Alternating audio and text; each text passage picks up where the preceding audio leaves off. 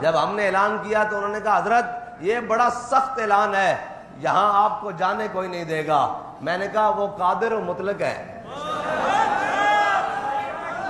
ہم نے تو بھروسہ اس پر کیا ہے، ٹھیک ہے جی، وہ قادر ہے کہ ہم گھر سے بھی نہ نکلیں اور وہ ہماری ساری چیزیں جناب لا کر سامنے رکھ دے کہ یہ بات کرو۔ اور دوسری بات ہے کہ کئیوں کو اعتراض، بھائی ٹھیک ہے وہ جذبات تو پھر ہوتے ہیں نا، وہ تو حضرت سعد بن ابی وقاص، آپ جناب فاتح ایران ہیں اور آپ قائد ہیں، جناب ایران کے اوپر جو لشکر گیا حضرت فاروق اعظم نے بھیجا، لیکن وہ جذبات تو پھر جذبات ہی ہوتے ہیں۔ حضرت سعد بن ابی وقاص نے جب جنگ شروع ہوئی، اور بڑی ڈاڑھی جنگ ہے قادسیہ کی جنگ، حضرت سعد بن ابی وقاص نے قانون بنایا، فرمایا اب جب بھی جنگ کا آغاز ہوگا تو میں 3 بار کھڑا ہو کر کہوں گا اللہ اکبر اللہ اکبر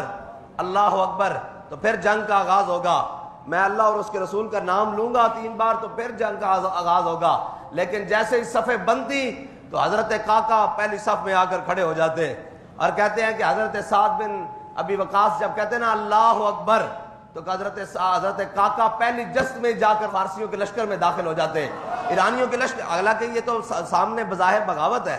کہ جو سپہ سالار نے کہا ہے اس کے مطابق جنگ کرنی ہے، جنگ کا تو معنی یہ ہوتا ہے، جنگ بڑی جناب مشکل ہے، لیکن حضرت قعقاع رضی اللہ تعالیٰ عنہ آپ پہلے ہی اللہ اکبر میں جا کر دشمنوں کی صفوں میں گھس جاتے۔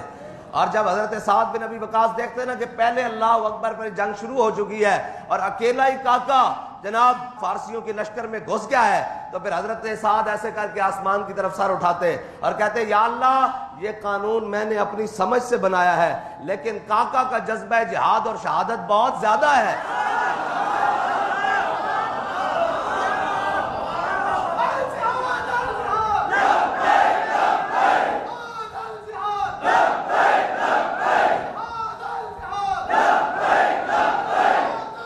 سعد بن ابی وقاص اللہ کی بارگاہ میں عرض کرتے ہیں یا اللہ قانون میں نے بنایا ہے، قعقاع کا جو جذبہ جہاد ہے نا وہ بہت زیادہ ہے، تو یا اللہ میں بھی اس کے ساتھ ہوں، تو بھی اس کے ساتھ ہو جا، میں بھی اس کے ساتھ ہوں، اور کام ایسے ہی بندے آتے ہیں۔